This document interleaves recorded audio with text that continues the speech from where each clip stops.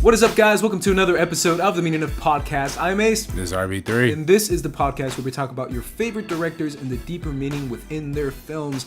And this episode, we're talking about producer, writer, Mr. Star Wars and Star Trek franchise man himself, J.J. Abrams. JJ. And his films, which he has a few, and they're pretty much all franchise films. Yeah. Franchise continuing films, franchise rebooting films, restarting films. It's a very, very interesting topic that we're about to tackle into. And I'm genuinely curious as to what RB3 thinks about Mr. Abrams himself.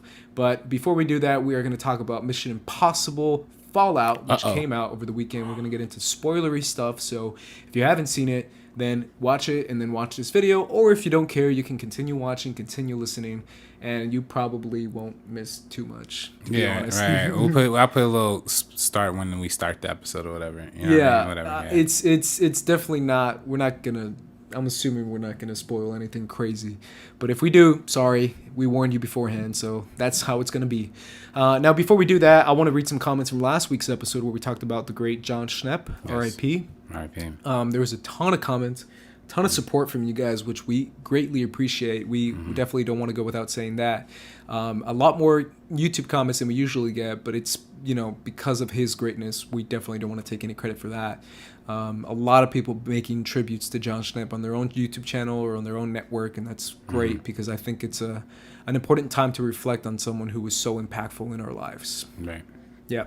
Let's start out with Greeno86, who says, "This was the first episode of your show I've watched, and I'm glad it was. Schnepp was awesome, and he will be missed. I love how he'd sing Flash whenever Flash Gordon was brought up on AMC and Collider Movie Talk. I looked over my Twitter interactions with him, and he was always liked the tweets, but one tweet he replied to was because I'd noticed he made a reference to a British comedy called The Fast Show, and he confirmed it. I have a soft spot for Excalibur, and he brought up the film a few times in various shows. R.I.P. King of the Sweaties." Yeah. Great comment. Personal story connected to it. That's great. Thanks, man. We appreciate that. Room 666 Movie Review says, "Very cool episode. Schnepp will be missed, and he's the reason I started doing my own review channel while trying to write and direct my own stuff. Glad to see you guys teaching the youngsters about different type of directors. Love the episodes on Cuarón and Iñárritu. You guys should gather up some recent directors who have small filmographies or not as well known, like Ben Whitley, Jeremy Saulnier, Andrea Arnold, Yorgos Lanthimos. Either way, good stuff." Yeah, Yorgos is the one that stood out the most to me. Right. With Lobster, and I just saw Killing of a Sacred Deer recently. What'd you think of that? It was different. Yeah, okay. It was different.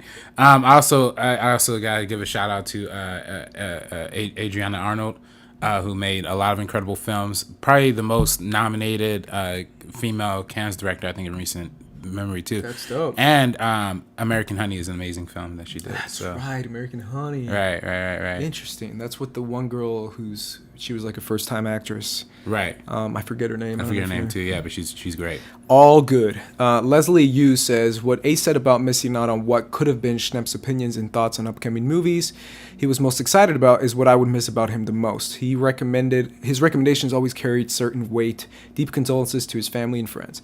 Yeah, that was the one thing I said that literally broke my heart in the sense of I was like, man, that sucks that we're gonna miss out on that. All right. Hey, but he's probably up there. Already saw Avengers 4 and Shazam and all that stuff. So. Yeah, he's throwing spoilers around to people who haven't seen it. Right. Not that Schnepp did that. I just think it's crazy because he loved talking about everything he was passionate about. All right. Chad Crypto says, "Thanks Ace and RB3 for doing this in his honor. Schnepp's sense of humor and extreme IQ is what really set him apart from the average person.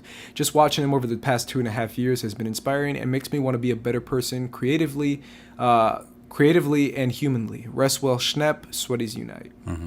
That's great. Yeah, I mean, he's definitely an inspirational figure, and we touched upon that last week. Unbelievably creative, yeah. And he really, I mean, everyone has said it, but it's so true. He really, pushed for people being themselves and choosing their own identity and choosing their own desires and interests. And like what they like, don't judge for that. Yep. Corey Knoll says, "I started watching Collider more because of Schnepp. He made me feel like I wasn't alone loving geeky things when no one in my everyday life cared about my passions.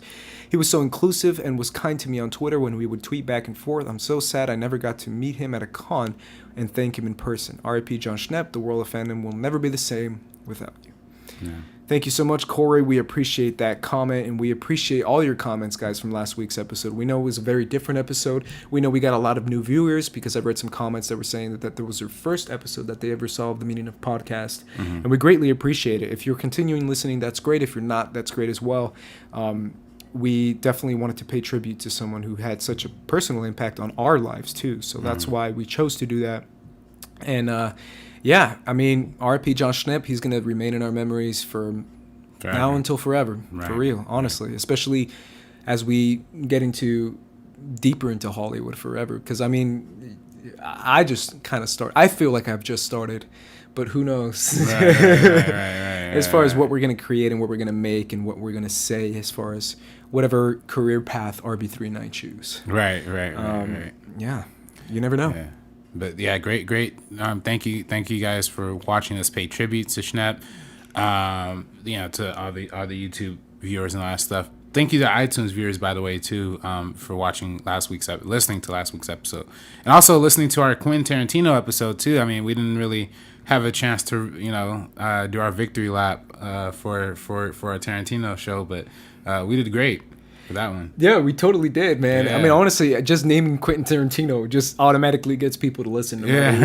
That's what we learned very quickly. One of the comments from that Tarantino episode was like, "Why haven't you done this sooner? Like, finally." And I was like, "Yeah, that's a good point. We totally should have done that sooner." But it was a great show. Let's get into Mission Impossible Fallout, which is a movie that came out over the weekend that a lot of people had opinions on, and it turns out a lot of positive opinions on. Oh yeah. I was telling RB3 beforehand that it's crazy how this movie got so much hype as far as being like a really good film, and then coming out of the theater, people on Twitter, I was reading some tweets and they were like, this was like, you were one of them. Oh yeah. But I saw some other people on Twitter saying the same thing. They were like, this movie is just like next level, go see this movie now. And I'm like, yo, that's some passion for this movie. I went and saw it with my brother who's in town, and he just like, he looked at me and he's like, yo, I haven't seen a movie that exciting since Infinity War, which was like a few months back. But either way, that's high praise in my opinion.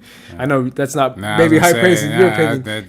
But as far as like action and stuff, I think it's, comparable. Not comparable, but as far as like exciting, having a very exciting movie watching experience, I think Fallout is a very exciting watching experience. But either way, he loved the movie and he was just fascinated with it, and he loved every story beat and everything they chose to do. I thought it was slightly long. Yeah, it was long. It was like 2.5 hours, which is, again, it's the same thing as Infinity War, which was 2.5 hours.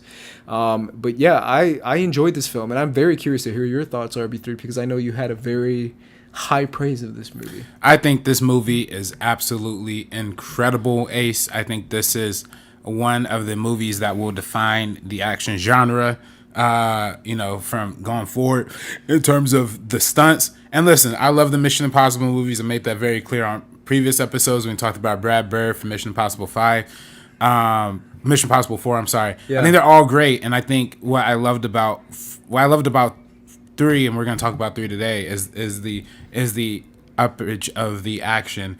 I feel like that's when it started. That's when it kind of started. Yeah. When the franchise took a different direction, and then 4 I loved because it had the one big stunt, and 5 I loved because it didn't have one necessarily big stunt. It did have the plane thing, but it had multiple stunts like later on in the movie that I really appreciated. This one, to me, what I loved about this one is that it had the consistency of Rogue Nation while having every stunt be the Dubai sequence. You know what I mean? Like from 4, like every single stunt was an event. You know what I mean? Sure. Like from the beginning when they had the halo, from the beginning when they had the halo jump, the one take, that to me is, I watched that in the theater, man, and honestly, like after that whole sequence is over, when they land on the roof and Henry Cavill wakes up and he's like, I guess you lost your oxygen tank. Yeah. Like literally a tear just like flew like right down. Like I just imagine you giving like a standing ovation. That was me, man. I just rewatched Spider-Man Homecoming. That scene where the guy's like, "Yeah, Spider-Man," and then something explodes. Right. You just yell like, "Yeah, Tom Cruise," or Mission Impossible. And then Iron Man shows. He's like, "Yeah, Iron Man." That guy's clutch, bro. That guy's there were so many great extras in that movie, Spider-Man, but he's one of the most clutch ones. Yeah. He's funny. He was funny. Get out of your seat and cheer for like 2 seconds. That was me in Mission Impossible, man. That was me in Mission Impossible. Because honestly, man, I could have really hated that movie, and not because of the movie itself, because I had an awful experience like going into it. For one, I was on the Wanker Show. I'm on the Wanker Show this week, and you're gonna hear me talk about Mission Impossible. Yeah, and I kind of your movie going experience. Yeah, there's this old woman who was there who like when I was trying to buy my ticket, and she like as soon as I'm like getting my ticket, it's like 10:35. Movie starts at 10:30. You know what I mean? I'm at the Landmark, and then she literally comes up to me. She's all like, the Egyptian gods and the mythological this and that. Like, you could clearly smell the liquor on her breath. Was you know what I mean? this like, a random woman or just a random woman I've never met before in my entire life? Talking to you? Just literally, and I had no idea because I'm looking at the screen trying to get my ticket at the kiosk, and like I turned around and she just like is in my face. I'm like, all right, like. Which wasn't that bad because it was honestly entertaining hearing what she was talking about. But she was just like, after all these years. And she was really mad that, like, people were seeing Mission Impossible. Like, she was like, I used to be rich 3 or 4 years ago. I used to be on top of the world. Now all I see is Tom Cruise on top of the world. Well, all I see is, she's going on and on. And, like, honestly, I was listening, but also I'm like, all right, the movie's about to start. So let me get going. So, like, I leave, right? I go to the theater. Because when we go to the movies, we like to get the seats, like, in the front aisle. So, you can just dip in and out. So That's exactly what I do. Yeah. Right. So, like, I got the seat there, but then like I'm looking and like the whole row's like filled up. I'm like, yo, what the fuck's going on? So like I walk into the movie and I'm seeing the whole opening sequence when they're like the whole shootout thing happening, but I don't have a seat. You know what I mean? Yeah. So I like walk out of the theater. I get like one of the like lonely like theater workers. Employees, I'm like, yeah. I'm like, hey man. So because I had the row G, so I was like, is G's the rower in the front, right? He's like, yeah. He's like, yeah, I think somebody's in my seat. And he's like, oh, okay, well, I'll go check it out. It's a real scrawny, like, little white dude. You know what I mean? So, like, we go to where my seat's supposed to be. Mind you, the movie's playing in the background. That's the worst. That's the worst. Because if it was, like, right before, you'd be like, all right, this is messed up, but at least I can watch the movie. Right. But while the movie's playing, it's like, oh. Yeah, right. And then I get the dude. We go to where I'm supposed to be sitting, and then there's this like different older lady. She's just sitting there in the front, and she's like really upset because I guess like she had a seat that was also already sat in, so that's why she was in my seat. So she was like, I can't believe this. I'm just trying to watch the movie, But she's like silent, like whispering, you know what I mean? But like yelling at this dude, and this dude just had like the fear of God struck in him. He's like, oh. I don't know, ma'am. Ladies screaming at you are the worst. Like, I'd rather have a big dude. I'm like, all right. Yeah, right. At least we can fight. You know what I mean? Like, but when there's ladies, you're like, oh, this is so uncomfortable. Yeah, and then like literally like there's only like one other seat like right exactly in the middle of the theater. And I was like, I didn't want to walk up, because I have to get through the middle. Sure. Those seats are kind of small. So, and the movie's playing. You know what I mean? So I don't want to go in between people. This older woman is just yelling at the guy. Poor guy is like sweating fucking balls. You know what I mean? Like, and then like he's like, hey, I'm sorry, sir. Maybe you could sit in that seat over there. And like, I'm getting ready to like tear into this guy, man. I'm getting the hands cooking, like grilling him. You know what I mean? Yeah. But I just look over at his face, man. He's like, like he was so scared, dude. I was like, all right, you know what, man? Don't worry about it. And he's like, I'm sorry. And he's like, literally, like just stood there for like 10 seconds and just like walked away. I was like, dang, man, it's all cold. All because of Movie Pass. This is a Movie Pass thing. That's the whole thing in LA where you can see any Movie Pass. The only places they're showing it is the place that the e-ticketing. So the Landmark was like one of those places. But then like I guess like low key the seat that she had mentioned she was in before was also a seat that was on the Movie Pass. Sure. Then before that I saw when I was checking in and all that kind of stuff. So hoping they stay around, man. Now see if Movie Pass will survive. Yeah. Survive. Yeah. But they didn't run Mission Impossible for me. I should have been mad. I missed most of the entire first sequence. I did see the whole thing when he's in the hospital bed and he's with Wolf Blitzer. Yeah. That was pretty funny. The world is coming to a cosmic, and then the hospital walls fall. I'm like, yes, that's nice. This is what I'm talking about. But yeah, no, it was just it was a great movie. It's man. a pretty funny opening sequence to consider. It's so long. It's such a long. It's a long sequence. By the time you see the logo come up, you're like, damn, that was like that was the 15 first minutes. act. Yeah, that was the first act. Yeah, it usually takes like 3 minutes or something to have that logo pop up. Right. But that was like a long. I was like, damn, this movie is really being like, yo, this is gonna be long. Yeah. Meanwhile, I'm in negotiations for the seat that I paid for. That's awful. It happened to me for Hacksaw Ridge when I went to see Hacksaw Ridge. Oh man. I was sitting in my seat, and it was an individual seat, and a couple. The movie starts playing, and a couple comes up to me and it's like, "Oh, you're in my seat." And I'm like, "Actually, I'm not. This is my seat." Right. And he's like, "Actually, you are. Look at my seat too." And we have the exact same ticket number with seats, and I'm like, "This is weird." And he's like, "Yeah, man. I don't know what we can do." And he has his wife with him, and I was like, "I'm here by myself. I don't care. I'll move to an open seat." Right. I just moved to like an open seat because I wasn't in the mood for fighting for one seat when a guy has his wife right there. Yeah. And if I had my wife right there, I would have been like, "Bro, get back." Yeah. But I don't. So that was the only experience I had with that. And I thought it was kind of funny that it was like, it's the same one. It's like that Spider-Man meme where they both pointing at each other. But either way, man, you really enjoyed this movie. I loved it. Tell me about the characters as far as the character. Man, fuck all that, man. Listen, it doesn't matter. Like this movie Really? is You don't not, think it matters? Like it matters, with but Ethan like Hunt and with he's cool.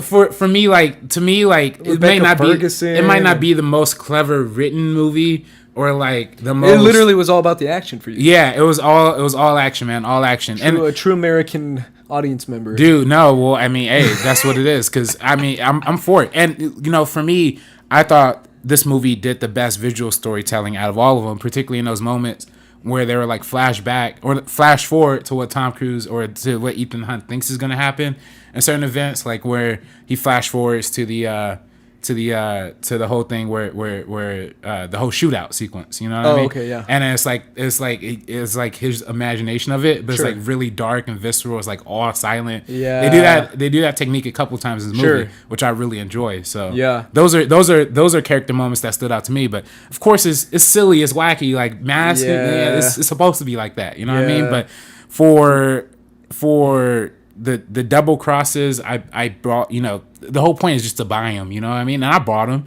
like when towards the end there's a mask removal that happens that of course you can kind of see coming, but at the same time it's still like, yeah, all right, I'm feeling it. I like that. Yeah, we can say it. I mean, we said spoilers. No spoiler. All right, yeah. When Simon Pegg revealed that he was actually the South African homie, I forget his name. Right. Lago or whatever. Yeah. Simon Lago. Yeah. That was cool. I like that too, because I even said, "Oh shit!" Like I saw it coming, but not that much. So I was like, "Oh shit, that's clever," because I saw the Henry Cavill mustache man twist. Right. I saw that twist, that mustache twist. Right. Like as soon as he was like on, I'm like, this guy's gonna be the bad guy. And as soon as he was telling what's her name, the CIA director, who was Angela Bassett. As soon as he told Angela Bassett, he's like, Ethan Hunt's probably the bad guy, and I was like, you're the bad guy. Right. You're clearly the bad guy if you're saying this, because it's not gonna be Tom Cruise. He's not gonna put himself as a bad guy. But the biggest question for me, and I've told this story so many times to people who don't really know that much about it, was the mustache, bro. Yeah, the mustache that helped bring down the most totally powerful superhero franchise ever, which is Justice League and Superman. The mustache that destroyed Superman. Listen, and you know what? Here's what I'll say. Totally worth it. I was going to say. The decision was the right decision. The whole point of me watching this movie was to see if it was worth it. Was it worth like that the pettiness that Abrams had to be like, nah, bro. You ain't, come on, please, man. Nah, he ain't shaving no mustache, bro, and just hang up on Zack Snyder. Or Joss Whedon, whichever one it was. The audacity, bro. The pettiness. Yeah, man. And he's probably like cracking up as soon as he hangs up. He's like, bah, bah. He's like doing he's like high-fiving Simon Pegg and shit and Tom Cruise. He's like, yeah, bro. Because I'm telling you, a lot of people have been talking about on Twitter how it's like, the movie was bad to begin with. True. But it added an extra few cherries on top with that horrible mustache movie. Yeah, it made it even worse. Like the opening of Justice League. Yeah. As soon as it opens, you're like, oh. Yeah. I mean, the fact that they opened with that was you're like, why does it look so weird? And you know what? To be fair, when you watch it on TV, it doesn't look as bad. Like when you watch it on TV, it's like it's not as noticeable. And when I show it, and I've said this from the very beginning, if people don't know about the mustache, they won't notice it. You know. But like true-ish. I've talked to some people who didn't really know about it. Right. They noticed it. Well, every time I try and show people the clip, they're not convinced. You know what I mean? Like, but it was seeing it on the big screen. That was the problem. I was gonna say, yeah, that too. But also, like, I turned to my brother, and I mean, that's the big question. I even joked about it on Twitter. It was like, was it worth it? And he's like, oh, totally. So the mustache was so worth it. And I'm like, I want to hear why. And he was like, oh, because you associate Henry Cavill so much now, even though he's not really a famous actor with Superman, that at this point, to really make him stand out, to be different from his usual characterization, the mustache adds so much. I was like, that's an interesting response. Right. And it does make him the mustache twirling villain. It really does. It literally does. Yeah. I thought it was great, and I thought it was worth it too. I even said on Twitter, I put an image of my mom asking me, like, was it worth it? And my answer was just a picture of Henry Cavill at Justice League where he's going like this. And I was like, what do you think, girl? What you think? That's like my response to my mom asking me if it was worth it. I'm like, of course it was worth it. Look at this. Look at this face. It's totally worth it. But yeah, I like Henry Cavill in general. I think he's a lot of fun, even though a lot of people have criticized his acting. But I think he's good. I just feel like they would give him more of a shot in the DC movies, because my mom and I both agree that in Man of Steel, it's called Man of Steel, and he's like burly saying shit in the movie. He's just giving grim looks. He's just grimly looking somewhere, or like loathing from afar, or sitting on a boat, and he's just looking so deadpan. Yeah. And I'm like, man, this Superman's kind of. but then like it made it even worse, because I feel like Man of Steel is his best. You know what I mean? And then when you go like Batman versus Superman, that's when it got really. The movie's called Batman versus Superman, and y'all shading Superman so hard. I'm like, really? He's in it for like 20 minutes. Yeah. He says like 10 lines in Batman versus Superman. Yeah. The Clark Kent stuff, Clark Kent stuff was great in Batman vs Superman. Sure. But when he was actually Superman, that was unbelievable. Yeah, that can be a whole different conversation. But I'm cool with Henry, and I'm went out to support the mustache. Go support the mustache. Go support Henry Cavill too, man. Because he deserves another shot. Yeah, Superman. I 100% agree. I've been preaching that from everywhere. I like him as Superman. I really do. I just feel like different script, different type of role, it would be awesome. But either way, I really enjoyed Fallout. I thought it was really good. I thought it had great action sequences. I don't feel like necessarily it's the best of the action sequences. I still feel like, I told my brother, I'm like, as tense as I was during this, that Ghost Protocol one. Maybe it's the heights thing for me. I think I have a heights thing. That it just really took me out of my seat. Falling from 35,000 feet out of a plane? That's great, but I was just that building, bro, slipping from a building as you're climbing something in Dubai. I was like, yo, I can't feel my stomach. But it was great, and I love the twist. I thought Simon Pegg was great. I thought Rebecca Ferguson was fine. Rebecca Ferguson was amazing. Shout out to Vanessa Kirby, Princess Margaret from The Crown. My brother and I were like, yo. We're just going nuts for The Crown. Yo, The Crown is the shit, like, we're literally turning to each other. Is that the White Widow? No, it's, okay. Where we're literally turning to each other, like, yo, The Crown. And we're, like, giving each other, like, high fives, my brother and I. Because we're hype. We're, like, the biggest The Crown fans in my family. And we, like, hype it up. We, like, always gassing it up everywhere we go. So shout out to her. Shout out to Tom Cruise for doing another crazy. My brother asked me too. He's like, does he really do all his stunts? And I'm like, Tom Cruise is crazy. Like, of course he does. What do you, one out of 5 Tom Cruise running, what do you give? I was gonna say, like, this movie really played into the Tom Cruise. I was gonna say, I told my brother, I laughed. I kind of laughed. You gotta have to laugh. Yeah, you have to laugh when he's because I literally the best part is when he's talking to what's her freaking name? His wife, who was in the Carrie. I know what you're talking about. Michelle Monaghan. Yeah. When he comes out and he's like, Ethan, I found something, and he's like, I'm sorry, I gotta go, and then he goes. Right, and this prince, and they left it in the frame where he literally runs out of frame. I was like, that is like clearly telling us to laugh at this, because it's so ridiculous how he immediately starts out, I gotta go, and he doesn't like lead into his run. He just goes. And I was like, yo, that's funny. Tom Cruise running. I give this 5 out of 5 Tom Cruise. Yeah, and that's all him running. Because he was this really guy's like running on top world of class those sprinter, bro. Yeah, this guy, you see him against Usain Bolt, and he can probably take him. This tiny little white guy can just friggin' sprint. Yeah, and then you know what's crazy? And when he's like, you're getting on him, you're getting it, you keep going faster, fast. I was like, oh shit, and then it goes, dun, dun, dun, dun, and the music is all epic. I was like, dude, this dude's literally the Flash. And then, you know, it's funny. I think it's so funny that this dude jumps out of planes. He's flying. He's fighting helicopters. The one thing that fucks him up is running and breaking his ankle. You know what I mean? Yeah, that's the one thing. When he got hurt. Yeah, it's not even the craziest stunt in the movie, but it's still gnarly. Like you still go ugh when he jumps to that other building and he breaks his ankle, which he did in real life. It's still a crazy stunt, but it's funny how like out of all the stunts, you chose that one to hurt yourself. Yeah, it's definitely a fun movie. I say go out and see it. Go out and it's a 2.5 hour ride. The motorcycle stuff to me was like pretty gnarly too. That was next level. That was gnarly. Like I was like shit. The only thing for me was with the motorcycle stuff was that like when he went into the whole thing with cars, his CGI cars. Yeah, you could tell. I could tell too. Yeah, but I mean that's not a complaint. But on a filmmaking level, I'm very curious to see because they clearly shot real cars going. Because there was some scenes where I'm like, that's CG, and there was other scenes where I'm like, that's not CG.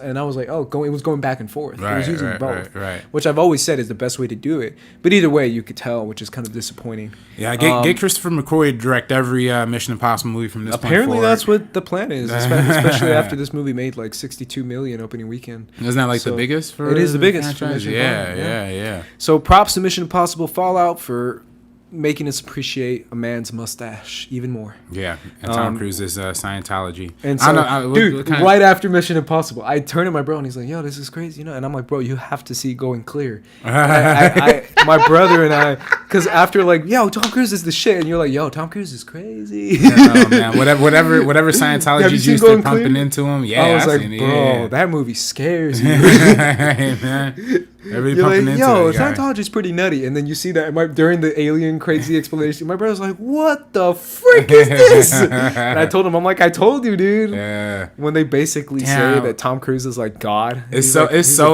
so funny how like we could literally like not review a Tom Cruise movie and not mention Scientology. You kind of have to, man. Scientology's weird. Sorry, guys, if you're a Scientologist. We're not making fun of it. We shouldn't, I guess, it's kind of fucked up. Like, we're not supposed to make fun of religions. But it's, even if you see the movie, it's barely a religion. Even that's like a whole thing. That's like, is it a religion now? Is it? But either way, tax go see Going Clear. And go see Mission Impossible Fallout. Yeah, go see Mission Impossible Fallout. Yes. Support the Tom Cruise version. I gotta see that mug in 3D because the homie saw it in 3D and he saw the Halo sequence. That mug in 3D. Can you imagine that? And apparently, it's funny because I'm not a 3D guy, but even I'd be like, all right, I'll just watch that scene. Right, just that scene. And then apparently the IMAX screen, when you see the helicopter stuff, like the helicopter stuff at the end, that's when the IMAX opens up to do the full thing. Oh, that's great. Yeah. That's really cool. Yeah. Go see Mission Impossible Fallout. RB3 highly recommends it. Yes. Now we're going to get into Mission Impossible 3, which is J.J. Abrams' first directorial feature film debut. Obviously, a lot of you guys know mainly J.J. Abrams from his television work, which is Lost, Alias, and Felicity, which is the most not J.J. Abrams kind of thing you would imagine. Felicity, which stars Kerry Russell, which you will probably see in episode 9. That's not confirmed yet, but she probably will be. And he likes, the first thing you notice right off the bat from J.J. Abrams is he likes working with the same people. Yeah. No, freaking, I was like the biggest fan of Heroes, specifically the actor who plays Matt Parkman on Heroes. He's in Star Wars and Star Trek, playing like the same role. You know who I'm talking about? I just think that's funny, but he obviously likes working with the same actors. And if you're a fan of Lost, you probably know J.J. Abrams more than we do. Right. Because full disclosure, I'm not a Lost guy. Well, I think... Are you a Lost guy? I'm not a Lost guy. I've only seen the pilot, which he directed. So I could speak to that, which is a good pilot. Apparently he's a producer on the whole show, but apparently his only involvement was the pilot. Well, he wrote a ton of episodes too. Did he? He wrote I think 17 episodes, something crazy. Oh, so he actually wrote. He wrote a lot of episodes. But like I don't. no loss like that. You know what I mean? I know Damian Lindelof from Leftovers, which we should do a They Leftovers. co-created it, yeah. Yeah, we should do a Leftovers meaning of one of these days, man. Yeah. Have Cody and Costa. Lindelof is very... Yeah, Lindelof's a name. He's got a career, yeah. Yeah. But yeah, no, it's But I mean, when it comes to storytelling, I feel like, what is your general opinion? Let's start with that, just because I feel like that's kind of what everyone goes to when it comes to J.J. Abrams. Is he has a style, but at the same time, his style isn't very, to make a false comparison, because it's not something we should do, but like a Tarantino. Like, when you sit down and watch a Tarantino movie, you're like, yo, this is Tarantino going crazy. What is your running theme, which is the entire point of this podcast, of J.J. Abrams? What is the thing that makes it, besides the lens flare, what makes it a J.J. Abrams movie? I mean, listen, J.J. Abrams is a director who is very, very smart. He's very capable, and he's very much the guy who can deliver a high quality movie. To me, the movies that he makes in the franchise are typically the best. But he very much is. He takes a lot from the Spielberg ilk of the blockbuster kind of franchisey kind of creation stuff, and it's not a bad thing, but a lot of his movies tend to be the ones that are most commercially appealing, the ones that can reach out to the widest audience, and he succeeds at that without a doubt. And I think, we're gonna talk about Force Awakens later. I still think that's the best of the new saga.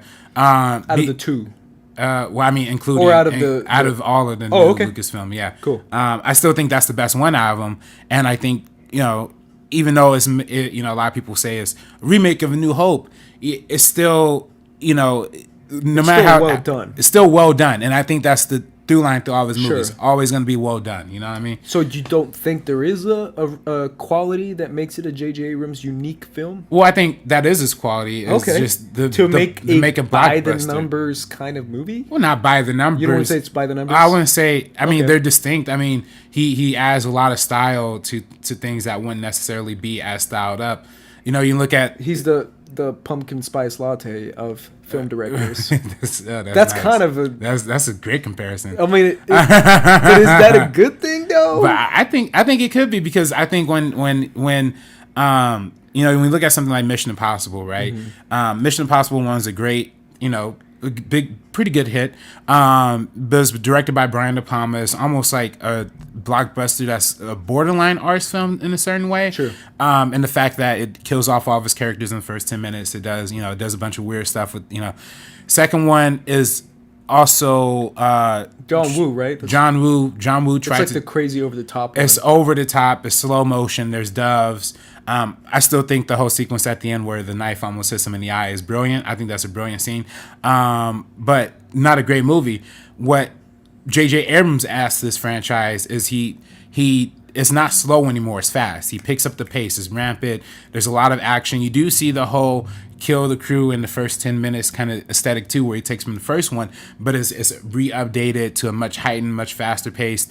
The things are a lot more intense purposefully. The colors are a lot more saturated. The close-ups are a lot closer in. Like, literally, there are scenes where you see Philip Seymour Hoffman's head, like, literally just like this, because the whole point of that is to put you right, put you right in the action, put you right up front. And of course, I think that's a quality that comes from TV, where the purpose of TV is to hold your excitement, and then movies and then I think he implements that a lot into his movies as well. Yeah, so. He's a very proficient action director for sure. Mm-hmm. He likes his big explosions, he likes his big action scenes and sequences, and he's great at them. To be completely honest, even if it's a CG action sequence like it might be in Star Trek, it's still like a really well-directed action sequence, which is a quality that a lot of people don't really talk about. Mm-hmm. It's action scene directing, which in my opinion is very, very distinctful as someone who's a fan of martial arts films. Mm-hmm. But yeah, it's a difficult thing to put a defining quality on J.J. Abrams besides the lens flares. Because I do feel like he is very much inspired by movies like A New Hope. Like, I feel like A New Hope is what he does a lot in his films, which is good. It's great. Because if you think about it, we haven't gotten there yet. Like, his fingerprint on each franchise is almost like a throwback kind of thing, and almost like a Right, throwback kind right. of mention to the original or the OG. Well, I think that's what he loves the Spielberg era. I mean, when we talk True. about Super 8 is directly a Spielberg, Movie. Right. Basically, yeah. And he encompasses that a lot in like the modern age, but almost like a postmodern aesthetic to it, where Spielberg's movies were wild blockbusters and still commercially appealing. They had this like not slowness, but they had a building rhythm to them, where I feel like JJ's movie just kind of snap and then like you're in it. You know what I mean? And even outside of movies that he directed, the movies that he produced, like Cloverfield, you're right into it the second the movie starts. Other films that he's produced. I'm trying to think what else.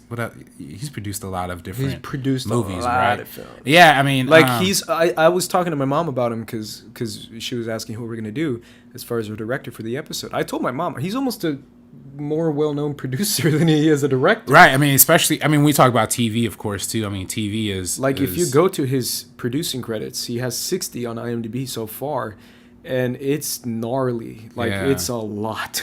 Well, he's involved in a lot of TV shows, too, I think. Is. And beyond, creation or just ideas, I don't know exactly to what extent his involvement in all of them are. True. But all that to be said, JJ, if you're watching this, I know Bad Robot got an internship program, all right? Hire your boy. I'm wearing a Star Wars shirt. Star Wars, I'm a big Star Wars fan. I know you are, JJ. If you're watching this podcast, hire your boy. The application's in the mail. Watch this work. JJ. Out of all the shout-outs you've given, this is the one that Bad works. Robot Productions. Or what's it called? Bad Robot? I don't know. think it's just called Bad Robot. Bad Robot. Hey, man. I love that logo. I love your logo. I love logo's your dope. movies. I love your movies, man. Yeah. Hey. I mean, he also has a close relation with Skydance. So, yo, Skydance. Skydance. Yo, Skydance. Yo, Paramount Pictures. Hire Yo, me. Paramount. You're right. He has a connection with Paramount. But yeah, the joking aside, he's a... But I do feel, I'm going to kind of not challenge your statement on there, but I almost do feel like he does have a fingerprint on everything he produces, even if it's a little one. I almost... Just because I feel like, because I've been reading up on JJ and have been seeing his TED Talk and stuff, and I feel like the mystery box. Yeah, right? the mystery box one. Right. But I feel like he's the kind of guy to be like, to really put his foot down and be like, no, I'm telling you guys, this is good storytelling. Like, this is good. Like, this will get people into it. When it comes to his producing credits versus someone like a Spielberg, who I feel like he's kind of like, yo, thumbs up, and that's kind of his producing. He's done. Just because I do feel like he has a bigger say as far as... I might be wrong. I don't know, obviously. But it's one of those things where I do feel like his producing is much more qualitative, and you can actually measure it a little bit more than even his directing. That's just a personal opinion of mine, but that's something that I personally feel.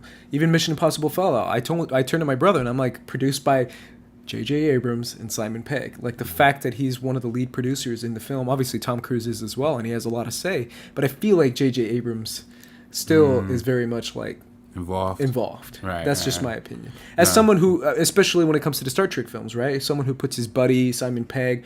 He's one of the reasons Simon Pegg wrote Star Trek Beyond. Like, all that kind of connection makes you feel like he very much is the kind of guy to be like, Simon's going to write it. This is going to happen because I'm J.J. Abrams. Like, he's the kind of guy who would actually have input that makes it into the film. Right. But I also feel like he's also great at collaborating too, True. right? Because that's very true. When you look at something like Mission Impossible 3, it feels like a great Mission Impossible movie because you're bringing the whole crew back, right? You're bringing back the OG.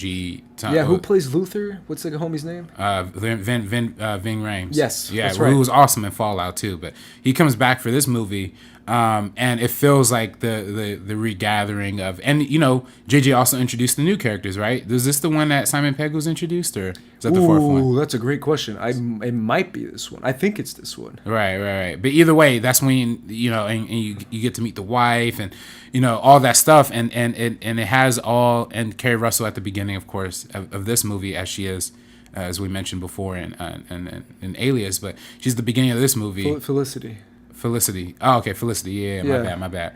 Alias is Jennifer Garner. That's right. And Bradley Cooper. That's right. Yeah. Yeah. But It's fascinating that he brings in that aspect of it, but still makes it feel like the newer wave, a newer, updated action heightened movie. Yeah, people love Mission Impossible 3. It's pretty much everyone's favorite Mission Impossible movie when it comes to rankings. And obviously, we've seen a lot of rankings. I say Fallout now. Over the past week, like a lot of people have ranked these movies. And it's one of those things where it's funny enough, the reason why he wanted to do Mission Impossible, one of the reasons why is because he's actually a fan of the OG one. At the show. And he actually based part of Alias on it too. He said it was kind of inspired by a Mission Impossible type movie or the series, because he felt like that's what most connected with the material that he was writing with. Mission Impossible 3 gave us Philip Seymour Hoffman's villain too. Yeah, right. To be fair, it's because it's Philip Seymour Hoffman. You can never go wrong with Philip I was gonna Seymour say, the guy is Hoffman. crazy, man. Right. The guy's such a good actor. It's gnarly. Just watching something like The Master or Hunger Games, Catching Fire. Always gonna give that a shout out. Like my brother and I are the same way too, because he's in town, and like I said before. But when homeboy who plays Seneca Crane from Hunger Games came out in West. Yes. When he came out, my brother and I'm like, yo, Hunger Games. Like we keep turning to each other and giving shout outs to different stuff that we like, specifically The Crown and Hunger Games. Hey man. But yeah, I mean, even stuff like that is where people always cater towards Mission Impossible 3 because of Philip Seymour Hoffman's performance in that movie, and that speech he gives to Ethan in the movie. It's Tom Cruise, all right? It's Tom Cruise. He's playing Tom Cruise. That's why Ethan Hunt's crazy. But you know what I'm talking about? Where he's like, "I'm gonna hurt you, and I'm gonna hurt her real bad." Like that line is like a really funny line because it's almost it's a threat, but you feel the threat almost more realistically than if you feel like a different type of villain. He plays a very specific villain in that movie. I don't know if that stands out to you the most in Mission Impossible 3 as well. Right. No, exactly. It's the threat, it's the menacing kind of quality. Like I said, the intensity and the style really helps with that too, because it feels really fast paced, and it really like I said, like the usage of close up in this movie, it's probably the most intense. Like, and you know, I always think it's funny too when you look at JJ's work. He kind of takes the things that he loves but modernizes it in the fashion of what's popular, you know, at least to him or at least to the general public, right? When we talk about Star Trek, he kind of made a Star Wars movie with Star Trek. We talk about this movie, it's a Mission Impossible movie, but with the Bourne Ultimatum kind of style, right? The handheld camera, the hyper cutting, the super fast cutting, the big like. In the big the big running sequences. I mean, because this was the first one that the running became the whole thing. And when you watch those Bourne movies, Bourne is big on running, is big on the handy cam, the shaky cam, is big on the hyper cuts, the super fast cuts. And I think he took a lot of that style and applied super hyper kinetic action sequence. Exactly. He took a lot of that Bourne style, applied it to Mission Impossible, and kind of reinvigorated a little life into it. So yeah, absolutely. Yeah, it's one of the. I mean, think about it. Every franchise movie he's made either reinvigorated the franchise or restarted the franchise. Right. It's pretty gnarly what he's done when it comes to these types of movies. Action sequences, action-type movies that are, like you said, much more commercial than your average film or your average auteur. But like you said, it could be a very auteur type of thing to make these kind of movies. You know, somebody still got to be in the background making that pumpkin spice latte. Right. You got to have a top quality barista, man. I think pumpkin spice lattes. I don't drink coffee, but they smell delicious. So. Oh, I was gonna say, come on, man. I drink coffee. You drink coffee? I do. Yeah. Are they good? They get coffee. It's good. It's really good. Yeah. I just think it's funny how that's the definition of basic nowadays. I've joked about it before. I don't know if I've done it on this podcast, but I've joked about it with my friends. I have a basic radar. I can spot basic. Like I've told you about it, right? I have told you about it, and I'm dead serious about it. And when it goes off too hard, I'm like, oh, I gotta get away from this person because it's too basic. Is JJ's movies cracking the basic meter for you? I was gonna say, are they RB3? Would you say, as someone who doesn't have the basic radar that I do? No. Well, it's tough talking about his movies because this is the meaning of podcast. There's not a lot of deeper meaning in his movies, you know? I was going to say, what do his movies actually say? And it's not necessarily a criticism. It's a question that I feel like it's a valid question. I mean, I think it's totally valid to make movies that are just pure entertainment. You know what I mean? I think it's totally valid to for people to have an escapism kind of deal too. I think that's what a lot of early Spielberg movies were supposed to be, right? The Indiana Jones, the Jaws, to a certain extent, was intended to be a B movie. It was so well done that it was elevated to that status, and I think that's where JJ kind of takes that too. It's like it's pretty surface level material, but it's the execution that really matters. True. Yeah. I think the biggest answer to my question that I just asked is Star Wars Episode 9. I think that's going to be J.J. Abrams' biggest giant stamp on his career. If it fails, or if it succeeds, or if it actually does something different for what Star Wars has done so far. I mean, say what you will about the prequels. The prequels kind of did that, as far as George Lucas trying to say a statement about politics, and about the changing of a person, even though it's not the best done in Episode 3. But I feel like everything we've seen so far with The Force Awakens and The Last Jedi won't really matter if he doesn't, hit it out of the park in Episode 9. And I feel like that's going to be the biggest. J.J. Abrams said something different by giving us a conclusion that's worth it. And I'm so nervous about it because I'm the biggest Star Wars fan. I'm the biggest Star Wars fan ever. So I'm like, please, JJ, make something that's not necessarily going to appease everyone, which I feel like is what they're going for now. They're just like, let's just appease everyone and just peace out and just be like, yo, this is our thing. Peace. We're done with Star Wars as far as the trilogies go.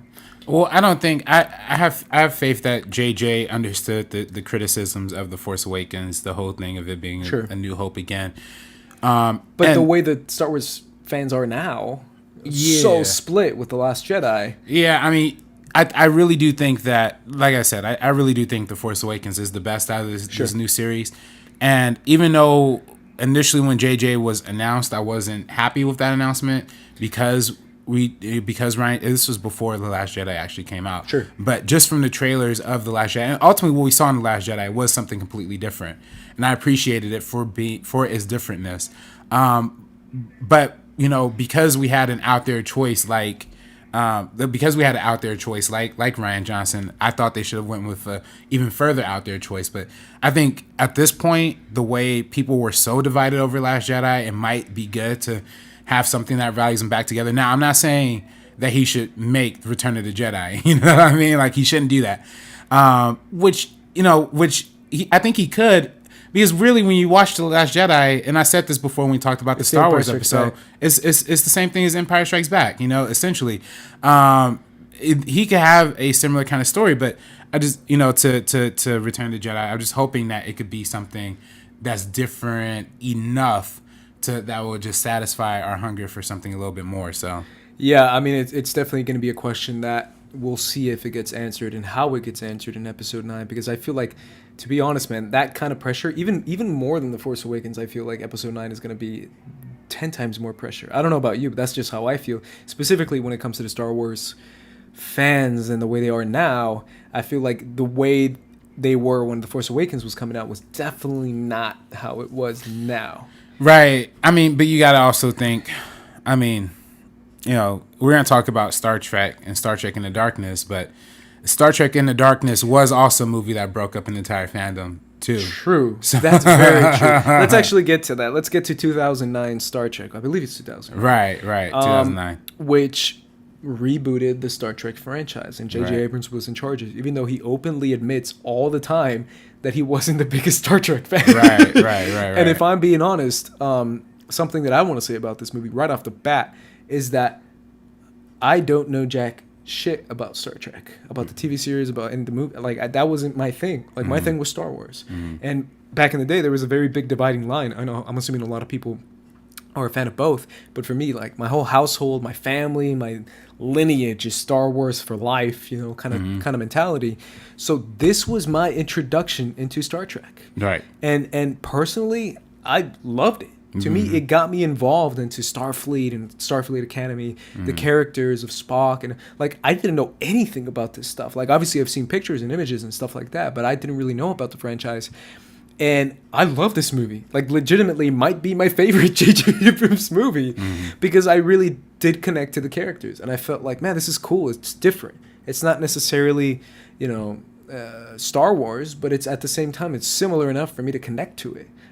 To me, what Scott Mann said on Schmoes one time was that this new franchise, the J.J. Abrams franchise, allows people who didn't grow up with the TV series to become now fans of Star Trek. Right. And I think that's a very positive and good thing, because it allows me personally to go back and watch some other movies of Star Trek, the OG Star Trek, or some of the TV show, or appreciate it for what it did during that time period. And that's what these movies did for me. This J.J. Abrams Star Trek franchise gave me the opportunity to be like, man, that was really cool. I like Spock a lot. I think he's a cool character. Let me go back in time, or watching the TV show, and transport myself to that era and to see what it did. I think that's great. I don't know if that's the same opinion you have on it, but that's just me. I love Star Trek 2009. Right. No, I mean, I agree. I mean, I actually really loved this movie ever since I first saw it in theaters, and I've always had a great appreciation for the fact that A, I didn't know anything about Star Trek before this either, same as you. But also B, I came out of it feeling like I knew Star Trek. I came out of it feeling like I got a good understanding of who Captain Kirk is, who Spock is, who all these different characters are. You kind of understand very quickly. I mean, they give you a lot of good scenes of people interacting in their normal lives before they join the Starfleet, to get a good understanding and grasp as to who they are once they inherit those positions of power. And Scotty is great. Zoe Saldana, Elora is great, and I love Bones. Bones Carl is great. Urban is Bones. Like right away, I was like, Bones is cool. That was like my first reaction to it. And Star Trek is always something that represented the 50s show, 50s and 60s show was something that was it 50s? It was the 60s. I think it was 60s or 70s. My bad. Yeah. The whole show was about these upstanding human beings who did nothing wrong, who don't smoke, who don't curse, barely curse. They curse in the show, but like who are these upstanding gentlemen. And this movie kind of deconstructs that in a certain kind of way to cut through the personifications. I mean, Spock is supposed to represent the idealistic intellectual, right? The no emotions, the full spectrum of that side of the brain, where Captain Kirk, they're foils of each other, right? They're supposed to, Kirk is supposed to be the personality, the captain, the leader, the personable guy. This movie kind of breaks those down into the flaws of what those kind of characters would actually represent. How an intellectual who's not supposed to show emotion or not supposed to express the way he feels, how that can bottle that person up into reality, and how it kind of leaves them as being like this assholey kind of dude. Whereas you see somebody like Kirk, who's supposed to be this personable guy, he's a heavy drinker, like William Shatner was on the show, but he's still he's a heavy drinker who has no regard for himself or the people around him. But I guess that's what being that kind of personality will do to you. But then he ultimately ends up growing into the captain that he needs to be. So it's a very great character arc story, and is very similar to the hero journey story that is presented in the original Force Awakens, in the original A New Hope Star Wars kind of lineage. So exactly, it's almost kind of, it's people say the Force Awakens is an imitation of, or a spin-off or a rip-off of A New Hope. Star Trek 2009 is kind of too, right, because it does the same kind of story beats. But my thing too, and the thing you said right there, is what is probably my character defining thing that J.J. Abrams does in every one of his films, is that he is really, really good, and it's a talent to do it, believe me, for character development, for introducing characters that people might not know about, whether it comes to Captain Kirk, Spock. Like, he's really good at taking a character through a journey. Right. Which is very, like you said, it's very Star Wars. It's very OG Star Wars. I think he's great at that, especially with 2009 Star Trek and with The Force Awakens, introducing characters. Yeah. He's really good at introductions. Characters who we're gonna love, and then exactly. And I think even to further enhance that point, that's what we saw in. That's what we saw in Mission Impossible 3 too, by the way, is the fact that you love Ethan Hunt because he's being put through literally every single obstacle imaginable, to the point where at the end of that movie he's literally like paralyzed and disabled and you still are trying to fight and root for him, right? Like I think that's why and you hear JJ talk about it. For JJ, a lot of times when he talks about it in his TED Talks, he talks about the mystery box, right? What the audience has to learn from a movie, and the mystery behind that, like what can be established at the beginning. What's the question that it leads towards the end. But I think he's also always talked about how the characters are the most important thing to him. And you see that in Star Trek, you see that in his other movie Super 8, and in later films. But yeah, that's what makes him kind of the perfect origin director, because A, he's able to create a mystery that's going to carry us to the end, and then B, he creates characters that allows us to engage in that journey as well. So yeah, that was my biggest. Every time people talked about the Force Awakens after it came out, that was my biggest thing from the Force Awakens. Was like, it made me fall in love with these brand new characters, like right away. That's the biggest compliment I can give the Force Awakens. Where it's dicey when it comes to like, oh, will this character's work or not? And the fact that he nailed that, even just that, is good enough for me to say, yeah. I mean, that's hard to do, to make you care about these characters right away, but he does. He makes you care about them right away, and right off the bat, we meet Rey, and I'm like, I'm in love with Rey. Rey's awesome. Like I'm in it. Let's do it. Let's see what Rey's gonna do. Same with Finn. Same with, like, every character for me felt like it was like, oh, this is dope. Like, I'm learning enough, but not too much. And eventually, hopefully, we'll get more from that when it comes to the finale. But yeah, I mean, J.J. Abrams is talented when it comes to that, because I really do feel like that's a talent. But you mentioned before that these J.J. Abrams Star Trek films are incredibly divisive when it comes to the OG fans. Right. I didn't know this until much, much later, until I think Into Darkness era, that apparently people hate these movies. Right. Star Trek fans hate these movies, apparently. Well, I think the first Star Trek did an amazing job, like you said, introducing it to a new audience. And I think that's, even though I don't think Star Trek fans expect something a little more intellectual, right? They expect something a little more that has a little more to say on a science fiction level and also on a geopolitical level, because I feel like that's what the original series was targeting after. A buddy of mine who I've been letting stay at my place, my buddy Waldo, he's been watching the original series, so I've been kind of just watching episodes here and there with him, and kind of the through line I take away from it is that this show is about good people trying to do good politics across the universe, and how your goodness is kind of end up being compromised by other people's motivations and what other people find as their resolve to solutions, Yeah. This movie is less about problem resolution, is more about problem action scene. You know what I mean? And which I think is good in the fact that it got me interested in Star Trek, and it got me to be like, oh, this is cool.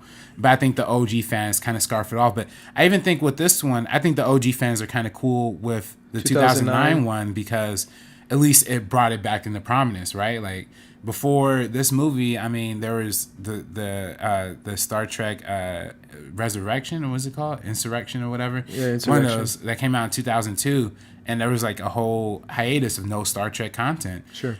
So this movie did bring it back into the forefront. Not only bring it to the forefront, I mean, I remember when this movie came out, people were considering it for Best Picture, like Best Picture consideration, Ended up winning Best Makeup, was nominated for Best Visual Effects. And I think if that year, that was also the year that Avatar came out and District 9 came out, so it would have been weird nominating 3 Alien movies, I think. But that's a lot of people, it just had that kind of appeal, that mass global appeal. And I think a lot of Star Trek fans, I mean, I'm not speaking for Star Trek fans because I'm not a hardcore Star Trek fan, but I think most part, the first one had a good amount of acclaim. The second one's a different well, before we get into the second one, because I do want to get into that right away, is the idea of rebooting a franchise, which is something that a lot of people in Hollywood hate, because they're like, why are they bringing this back? Because that's a quote you hear a lot. Why are they bringing this back? But I do feel like this is probably the perfect example of why. This is probably the perfect example. 2009 Star Trek is a perfect example of like, oh, that's why. Because like I said before, it reintroduces quality shit when it comes to the OG stuff to newer, younger audiences. Like, right. 2009 was when I was graduating high school.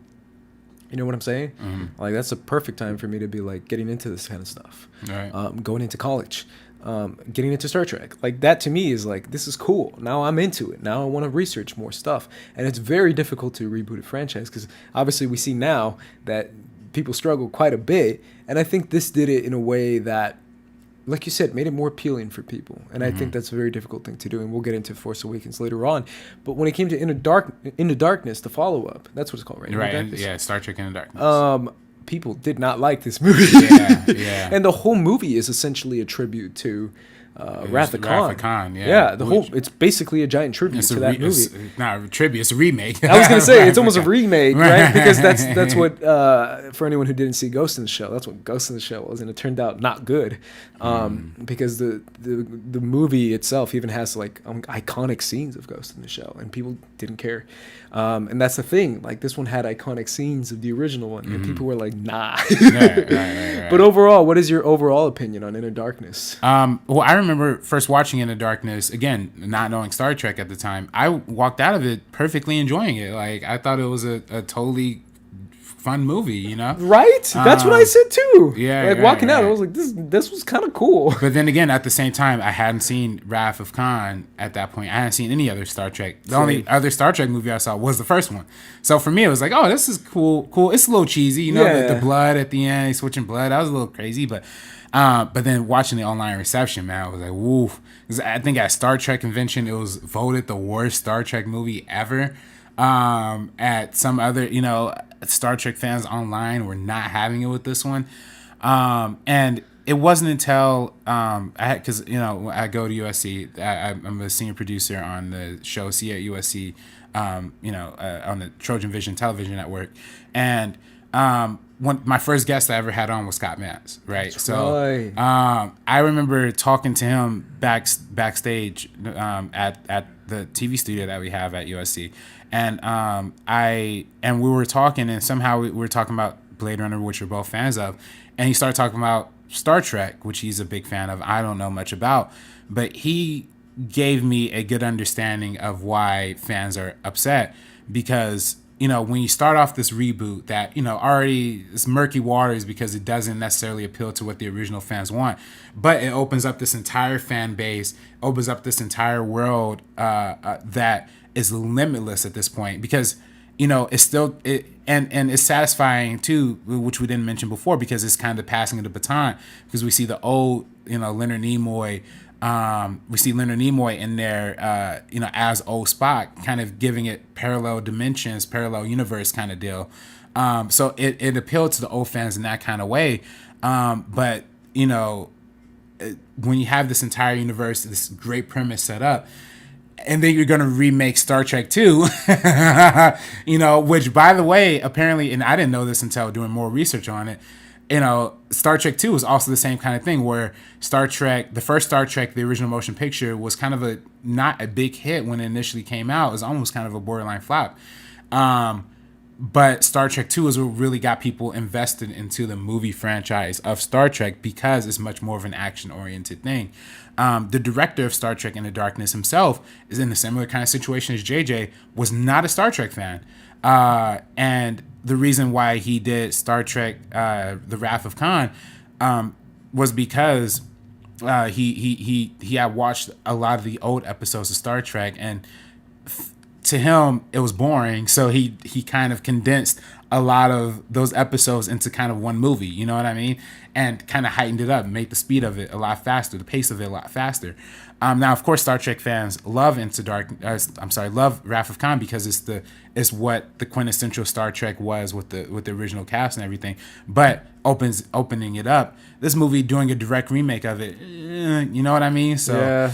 It's a tough situation. It is. Yeah. It is, and a lot of it was for me and for some people, the Uhura and Spock stuff. Oh yeah, the romance, cheesy stuff. Right, that was bad. That was probably the thing that stood out the most to me as far as quality.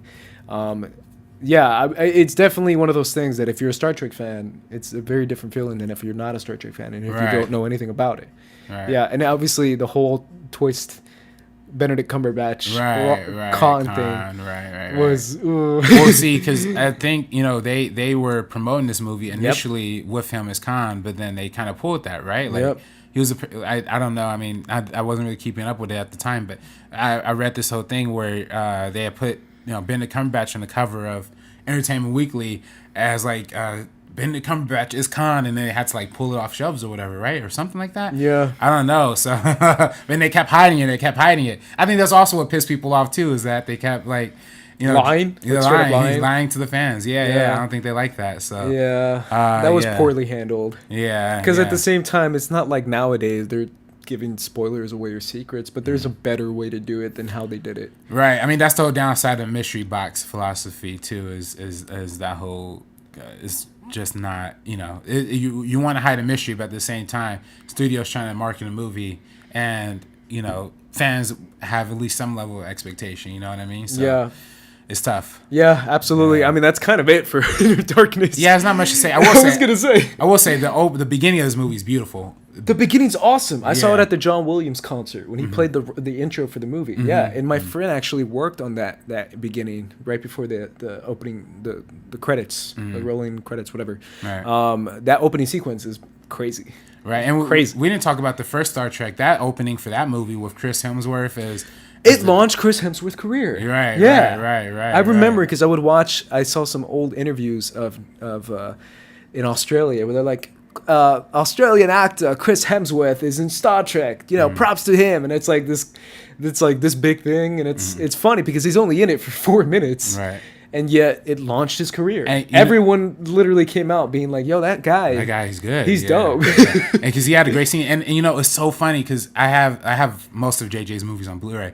I had Star Trek on Blu-ray. I was listening to the director's commentary, and it's funny seeing like a 2009, 2010 JJ talking about this movie. He's like, "Yeah, we found this really little-known actor out of Australia named Chris Hemsworth, and we had no idea." And then I was even talking to my wife. It's like my wife was like, "How'd you find a twin for Chris Pine?" And then like literally not knowing that so many years later, Chris Hemsworth, he joined the family of Chris's. Right. Which I mean, honestly, I think Chris Hemsworth probably is the bigger Chris right now, low key. I was gonna say, who's the best Chris? Yeah. Mine is Chris Hemsworth, bro. Chris Hemsworth. That's the best Chris because there's Chris Pratt, Chris Evans, Chris Pine, Chris Hemsworth. Right. I'm on Team Hemsworth, bro. Yeah. So Hemsworth the homie, man. Chris Hemsworth. He's definitely the funniest out of all of them. Yeah. I don't know who's the best actor though. The best actor is hard. Man, that's tough. I think it might be because Pine is great. And what's that movie? The freaking Western movie? He's dope in that movie. Which one? With Ben Foster. Oh, that's right. 310 of Yuma. Not 310 of Yuma. No, not that one. The modern Western where they're playing two brothers, and what's that movie called? It was like in my top 5 favorite movies of that year. Oh man, I'm really trying to think. I'm gonna look it up just because I'll be mad. But either way, I know what you talk. Hell or High Water. Hell or High Water. Yeah, that's right. Yeah, okay. Chris Pine's the best actor. That just for that movie. Yeah, right. You got to give it to Pine. Chris Pratt's great too, though. Chris Pratt's awesome. I love Chris Pratt. Either way, shout out to Chris Hemsworth. Right. Chris Hemsworth.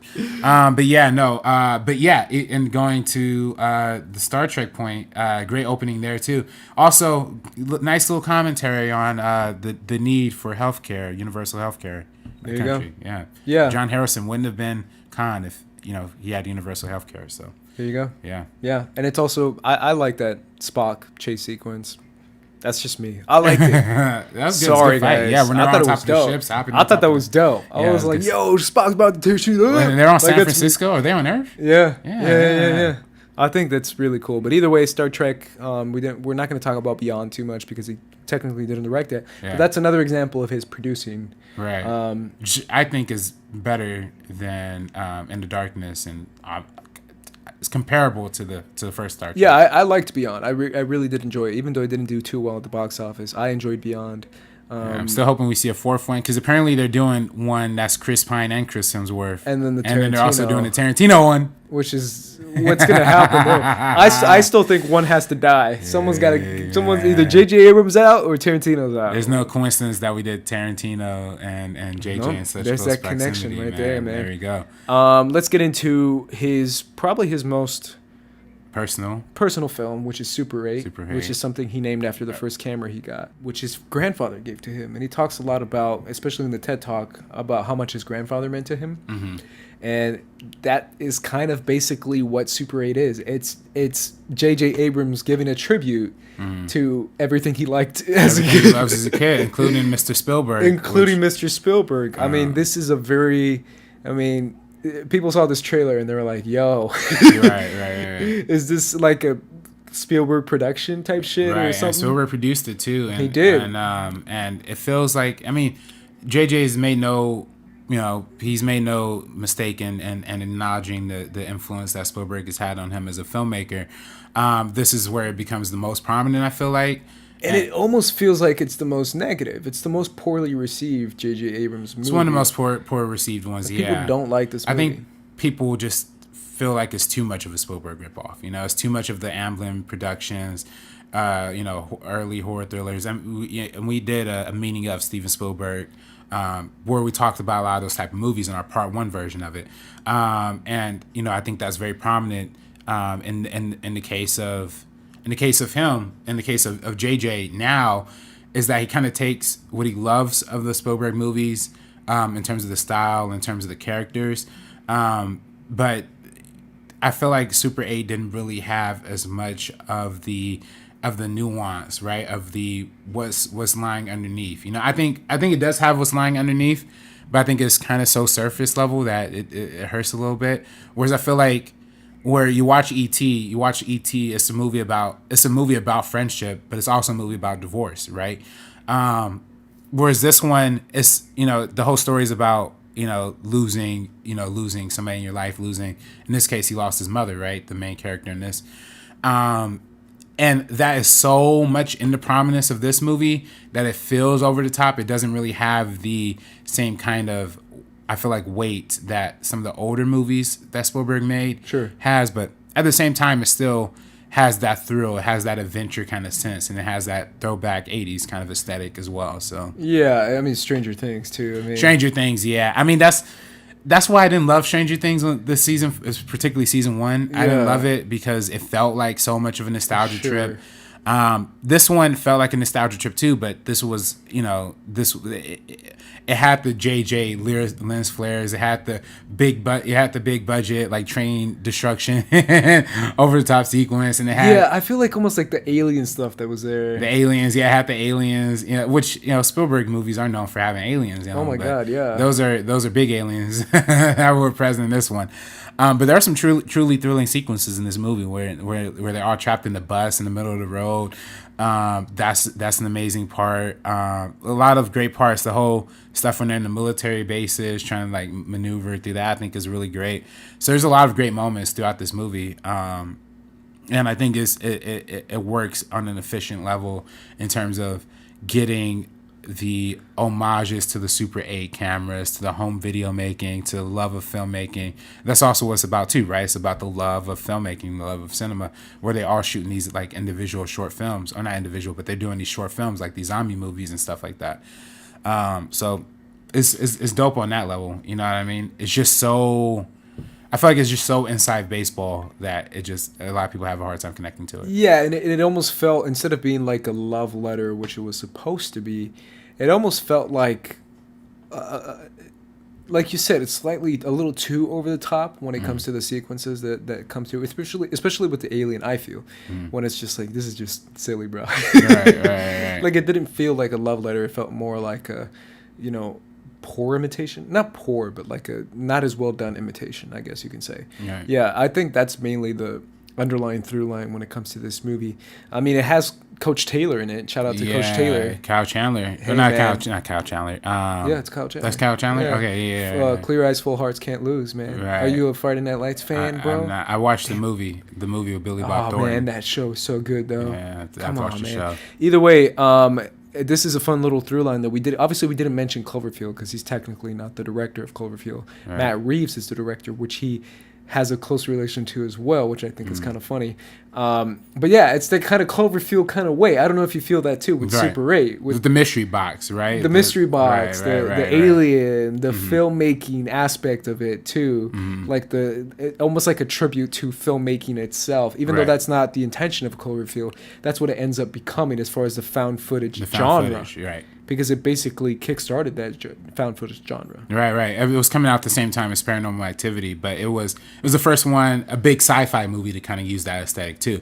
And people loved Cloverfield. Yeah. Like, I mean, I really love Cloverfield, and then and I think that's why. But I think it's you're right. It's the transparency of the filmmaking in and of himself. That's what JJ really comes to appreciate, and the self-reflectiveness. I feel like JJ is much more of a meta director than like we give him credit for, because when you watch Star Trek, like we said, Star Trek is basically a Star Wars movie in today's generation, but it's very transparent in that fact. I feel like it's very much like, here these are fast moving ships. These are, when you watch the original Star Trek, they're not like fast moving kind of characters and ships and battles. It's more quiet and somber, but his movie is like that. Where Mission Impossible is a movie about reuniting a team and then that team falling apart again. You know what I mean?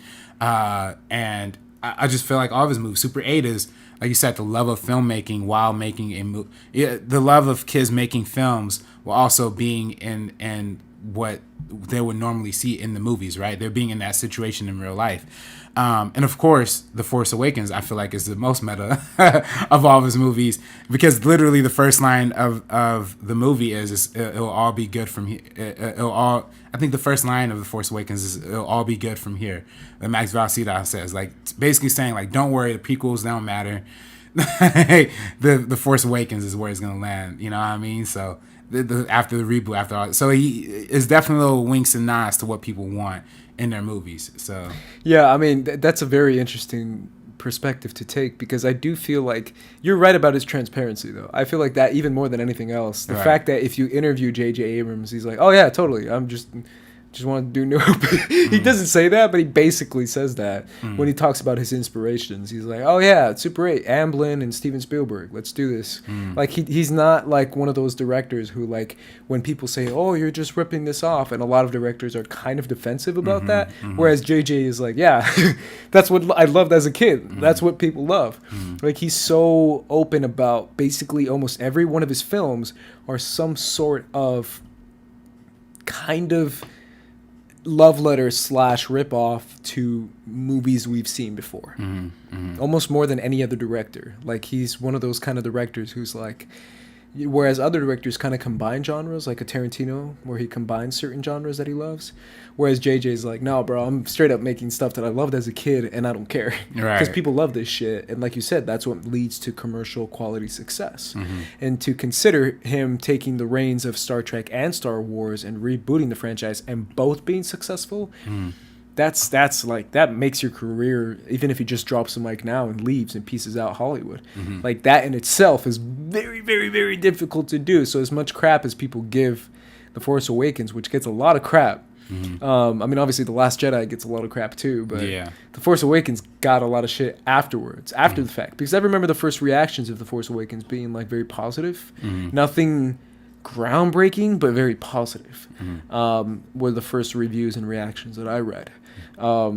Was very much like, yeah, this is a really cool return to the franchise, better than the prequels. That's kind of all it had to be. But at the same time, to make $246 million opening weekend, dude, I mean, that's better than anyone would imagine. So for me, I think that's talent within itself. Yeah, he does. He knows how to make these movies, and he definitely, like I said, he wears the influences on his sleeves, particularly with The Force Awakens.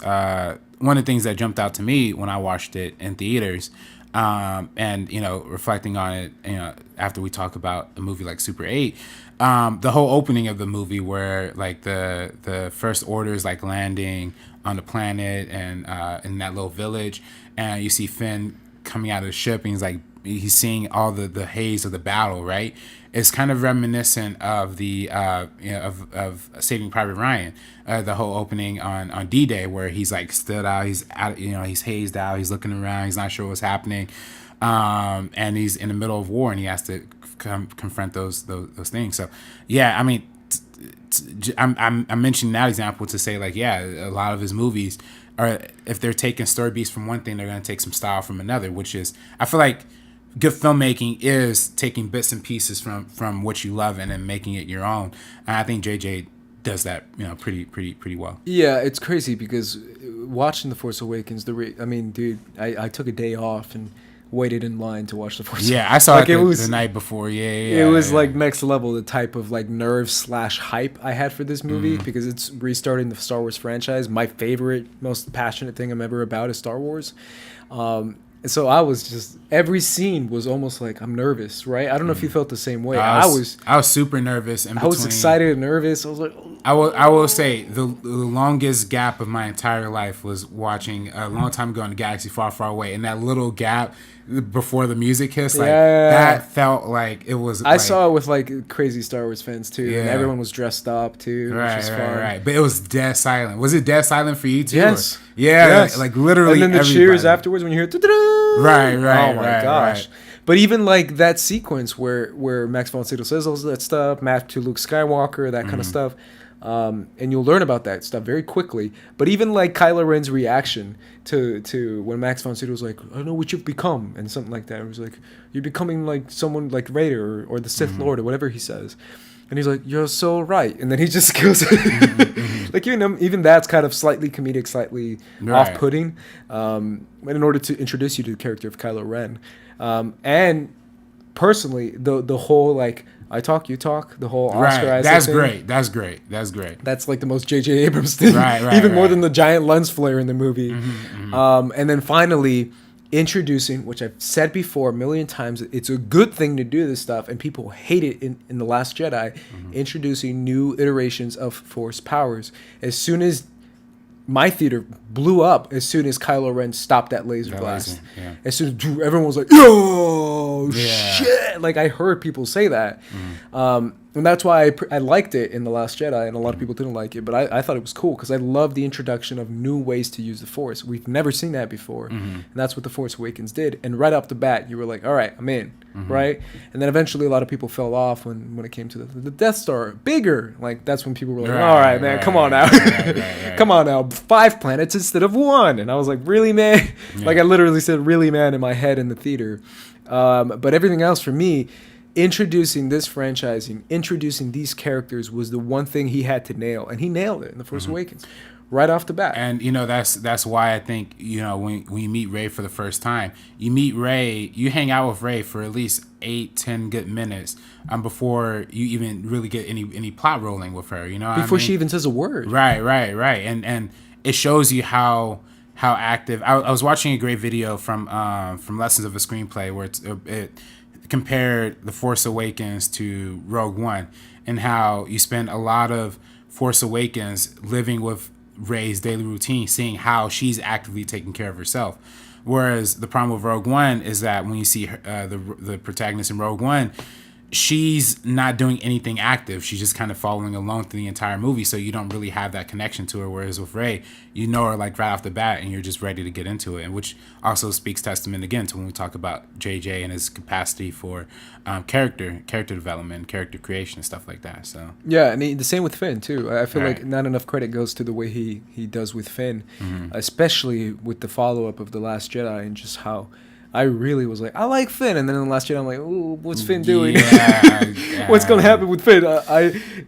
I guess he could die. Cool. If he dies, cool. Because I remember when Force Awakens came out, people were like, John Boyega's gonna be the next Will Smith. Like people were like, really. Well, I mean, he's still pretty big, but at the same time, you're right. It was the craziest thing to have not just a black co-lead, but like the fact that he's like a former stormtrooper and all this stuff. Like it was a big freaking deal. And especially that the first teaser, or one of the first teasers we saw, was him with a lightsaber. Like that was just like, yo, this is like the dopest shit ever is about to be Finn. And obviously it wasn't. It ended up being Rey to be the dopest shit ever. But at the same time, it's so clearly he's so much better in the freaking Force Awakens than he is in the Last Jedi. Yeah, it's not even comparable. That it's like, I was hoping for Finn, but at the same time, I felt like Rian Johnson might have been like, let's do this adventure, and it's like, oh. Yeah. Because I was rewatching some videos about it, some interviews about it, and it's funny how they were talking about the story between Luke and Rey leading up to Kathleen Kennedy and Rian Johnson. We're talking about that, and I was like, I wish we got more of this and less of Finn and Rose. Like, obviously, there's people who take it too far when it comes to vitriol hatred and, you know, comments that are extremely poor taste and racist, right. Which we saw a lot of when it came to the first trailer of The Force Awakens, which to me was like the most hype thing. That teaser, that was when nuts. he pops into frame, I was like, yo, this is crazy. Mm-hmm. And it made it feel like this is going to be an event type film, which it was an event type film. Yeah. But either way, I mean, props to J.J. Abrams for delivering a film that at least started a franchise that could potentially be great or potentially be good. And right? I mean, he introduced the whole mystery box thing in this one too, with who's Rey's parents. You know. True. Now, ultimately, I don't know if the answer that we got in The Last Jedi is the answer that is going to keep to that. I'm very passionate about that. But I'll let you finish your statement. Well, no, it's just, I mean, that's what JJ does. He asks that question and asks us for the answers for it later. The idea that a lot of Star Wars fans and a lot of Star Wars people that they talk about on YouTube and other Star Wars podcasts, the idea of JJ reconning what Rian Johnson did, to me, is the most, like, it makes my hair stand up type of, like, if you do that, you're so stupid. I'm sorry. Because even if you rewatch that scene where it's like, oh, Kylo lied to her. Kylo didn't even say it. It was her that said it. And I know that could still be manipulation or something. I understand that. But the idea itself, to me, makes so much more sense of her not having that lineage. That's much more of a statement than any other Star Wars films has already made, and that's The Last Jedi. I agree with that. Like, that's already a bigger statement than anything George did in the original. Like, that to me is like, come on now, why would you recon that? Like, that would be super dumb to me. That's a brilliant choice to make that choice of not having her be like Obi-Wan. Because I remember when I left the theater, I was immediately like, she's Obi-Wan's granddaughter. Just I know it. Like, you couldn't tell me any different. I was on the Luke's daughter train for the longest time. I can buy that she was Luke's daughter only because of the age difference, the age, and then the accent. You know what I mean? Yeah. She had much more of a British accent. Yeah. And then plus, I thought the whole thing with her doing the Jedi mind trick was nice. It was a callback to when Obi-Wan did it, and I thought.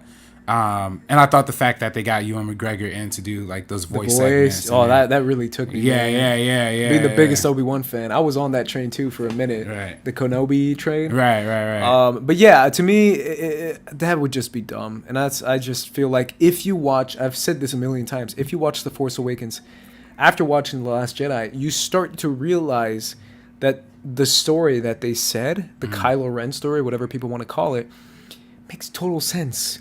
She's basically a slave to Unkar Plot in The Force Awakens. She's cleaning shit. She's getting paid food instead of money. She's totally sold into bondage for drinking money, like Kylo Ren says. To me, it makes so much more sense when you watch The Force Awakens.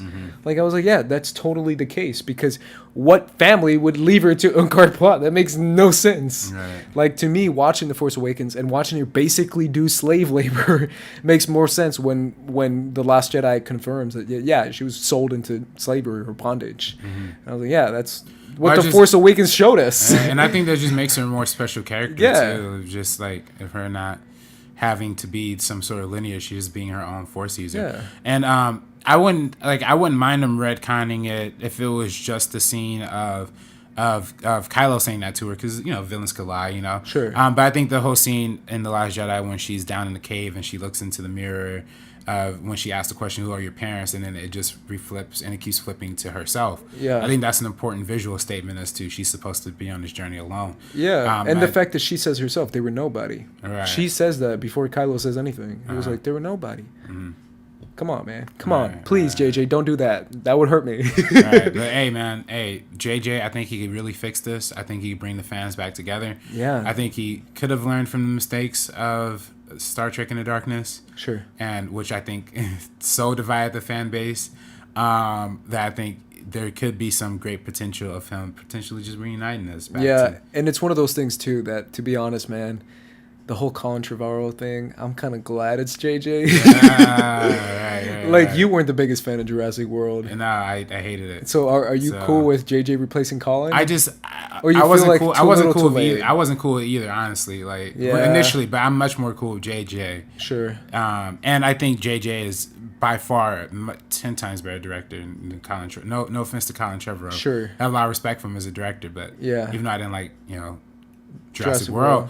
But I still think JJ is a much more better filmmaker than Yeah, I feel like Trevorrow. Book of Henry is probably the one that really. Yeah, I mean, I haven't seen Hey, Book of Henry. I so haven't don't- seen it I don't- either. I But can't- that's the thing that really, Yeah. like, Book of Henry came out, and all of a sudden it's like, oh, Yeah. Kathleen can't let that happen. Right, And I was like, can't what let was so that bad happen. about Book of Henry? But apparently it was bad. Yeah, I see it. But again, I think with JJ taking the franchise back over, it reminisces, the whole thing with the original trilogy to a certain extent, right? Sure. How there was the first movie was directed, crafted by George Lucas in the same way that JJ did it. The second one handed off to a different director, but still, based off the first one. And a lot of people, kind of mention or, kind of talk about how, even though Return of the Jedi was directed by another dude, I can't remember his name off the top of my head. A lot of people saying that, George Lucas really ghost directing that himself, and, I think to a certain extent that's what the pattern is now, right? Like Sure. JJ coming back to the third film of the franchise and making it, making it all work in and of itself. So. Yeah, and I love Return of the Jedi. I know a lot of people don't, but it's still my favorite Star Wars movie. Do you think I love Return of the Jedi too? Do you think it would have been better if they just had one director for all three of these, or just different? No, I'm glad that it's different directors for each one. I was cool with JJ 1, Ryan 2, and then later on they announced Colin for 3. Right. I was cool with that. I was like, that's kind of cool. That's the director different. of Looper doing. Right. You see what I'm saying? I loved it. Yeah. Are you To kidding me, like that kind of system to do it that way, to me made perfect sense. But even JJ coming back, I was cool with that.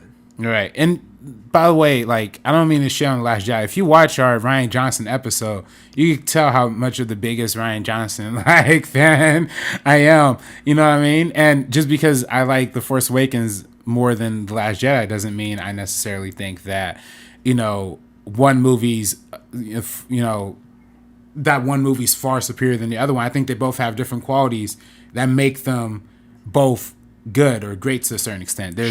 There's just more in The Last Jedi that's whack than The Force Awakens that's whack. Which Force Awakens, Maz Kanata, I think is one of the worst characters ever. I never liked Maz Kanata. Lupita, man. Hey, I love Lupita. No, I love Lupita Nyong'o. I love Lupita Nyong'o. I just don't like that character. You know what I mean? Yeah, but yeah, I kind of agree with it. I just think it's an issue of screen time. And when it comes to explanations of certain things, right? But then Finn and Rose, the amount of screen time they get is so much that you're like, bro, we get it. Yeah, Turn away, go back to Luke. And even same with the whole Laura Dern character thing. Yeah, like I was okay with it, but I was like, why are we spending so much time with this? Right. Like it just made it frustrating for me. Yeah, especially when the movie was like the longest Star Wars movie ever, and it's like that's what you chose to spend the screen time with. Come on, man. Right. But either way, I am genuinely curious what's going to happen with episode 9, especially since they already put the casting list, especially since we know Luke is coming back, because we kind of expected that to be the case no matter what, but now it's confirmed on the casting list, which to me was a very bold decision to make, because my brother's convinced that he's going to be in it for like 2 scenes, and I'm like, no, he's going to be Force Ghost doing some shit. But we don't know, obviously, because we don't know what the movie's going to be. And obviously, the goodbye of Carrie Fisher is going to be in episode 9 and not in episode 8, which is also a very bold decision. So I'm curious to see how he handles that. Mm-hmm. So many questions that are coming up from this movie. The biggest one for me is, what statement is he going to make? And is it going to be profound enough to make it the most profound statement that J.J. Abrams has ever made in a movie? Is it just going to be like togetherness and family and friends, or is it going to be something much more groundbreaking, or something that shakes the Star Wars franchise and adds a giant stamp on it, like I said before, where we don't know the conclusion between the dark side and the light side? What's going to be the conclusion for that? Because that to me is the biggest thing that Star Wars has ever introduced, his dark side and light side. How does it end?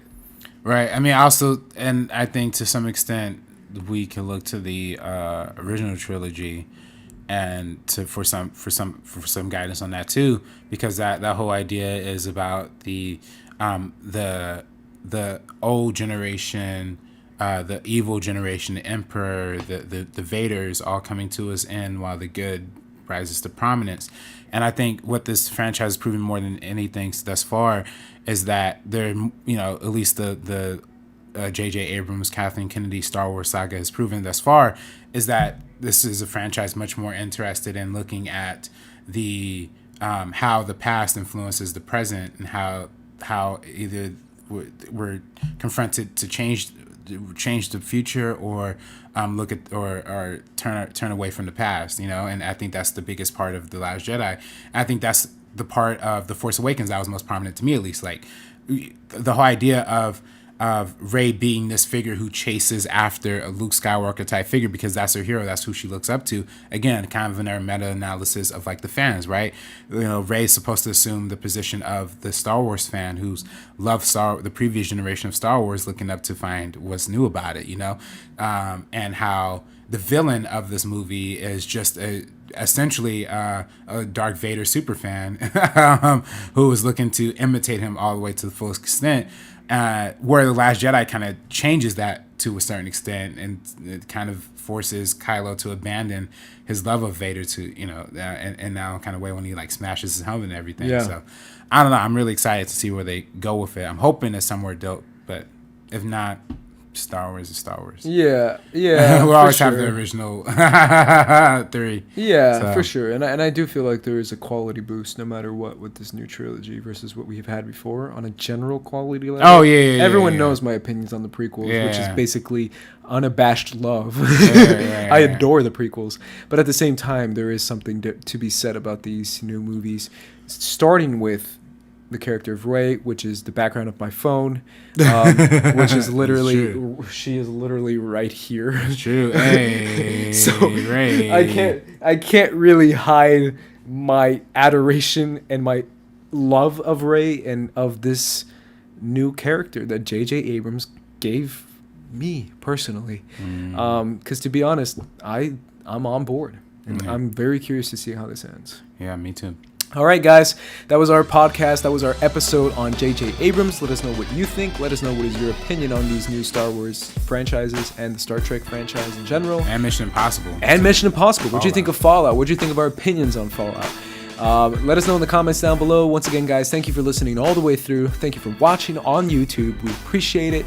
Best way to connect is on the comment section. So we love you guys. And we definitely want to share more of our strong opinions with you guys. Oh, yeah. And for the Meaning Enough podcast, I'm Ace. This is RB3. And we are peacing out. Peace out, guys.